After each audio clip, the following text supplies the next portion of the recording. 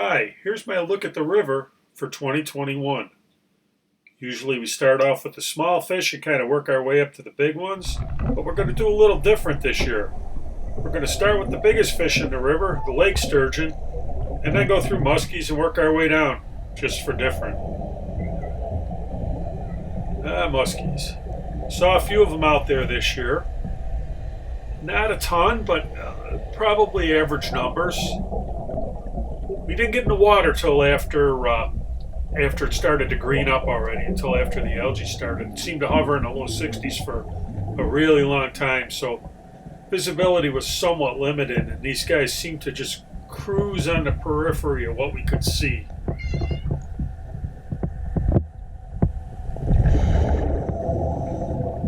This next clip shows a muskie hanging around with his walleye cousins. I catch them doing it every once in a while. They seem to get along quite well. There's no issues between them, and the muskies obviously don't go after the walleye. As you'll see here, he's just being friendly. Hard to imagine the muskie with the reputation he has not really being a vicious predator all the time.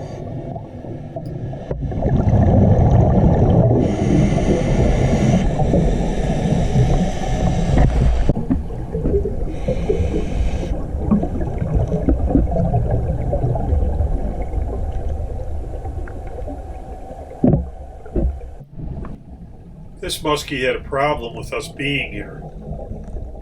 He comes in and gives us a good bit of attitude. He's not the biggest fish in the world, maybe 36-inch fish, 3-foot fish. A little nicked up from spawning, no doubt. But he's got quite the attitude. Gives me a little talking to here. Turns, and then he's going to come right within 2 inches of the camera lens and look right in the eye. Yeah. It's pretty close.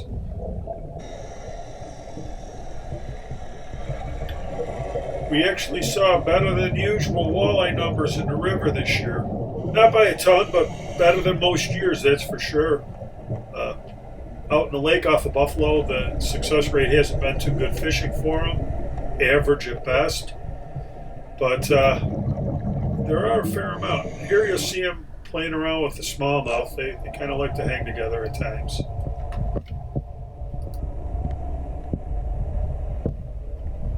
You'll notice I've also left the native audio. Usually I take care of it, take it all out, just put some music in, but you'll get to hear boats are breathing and some piece of equipment knocking around. That's a loose piece of gear, but I thought I'd leave it this year just to sort of give you a better idea of how it actually is. You'll notice some of these clips are very greenish looking, like this one. This is without a filter. I run a magenta filter in fresh water and I misplaced it. It was in the bottom of one of my gear bags and I eventually recovered it. Let's check out the smallmouth bass. Saw some nice ones this year. Really nice, clean looking fish for the most part. Usually they're pretty nicked up. But the bass looked pretty good this year. I do think there were a few less of them around than there were last year. But every fish has its up years and down years, so I don't think it's any huge drop off. So locally, the walleye is the premier target species. And nationally, the largemouth bass receives a lot more angling attention than the smallmouth. But fight-wise and pound for pound, the smallmouth bass shines above the other two by a good margin.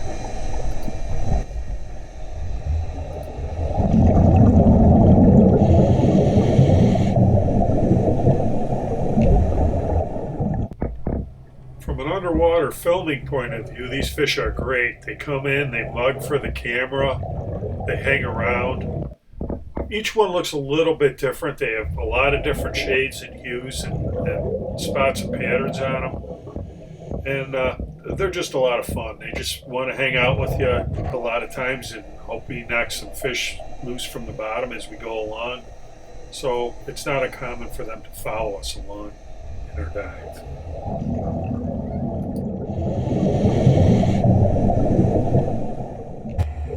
smallmouth bass was able to benefit from some environmental changes that happened in my lifetime. The invasion of the zebra and quaggy mussels, and the introduction of the round goby. Although the gobies eat their eggs, they provide a ready source of food for the bass.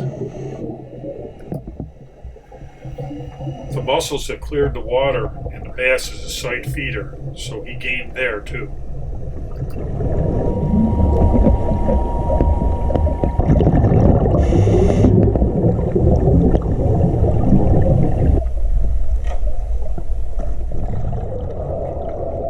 The round goby's having a down year in this river system. We're not seeing nearly as many. There were some fair amount around early on, but now they're pretty picked over, and these guys are lucky to have this rock pile for shelter that they can duck into and hide.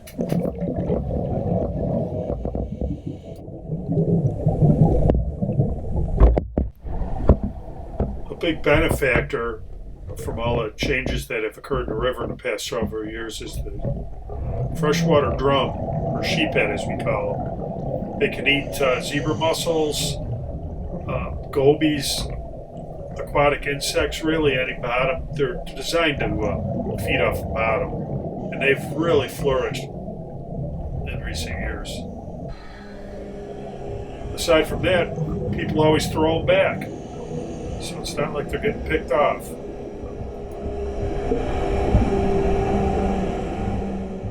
Thanks for watching. I don't know if I'll do another one next year. Our crew's kind of thinning out, but maybe, not ruling it out. I just want to show you this one bass here at the end. They call him Real Tree. Look at his colors.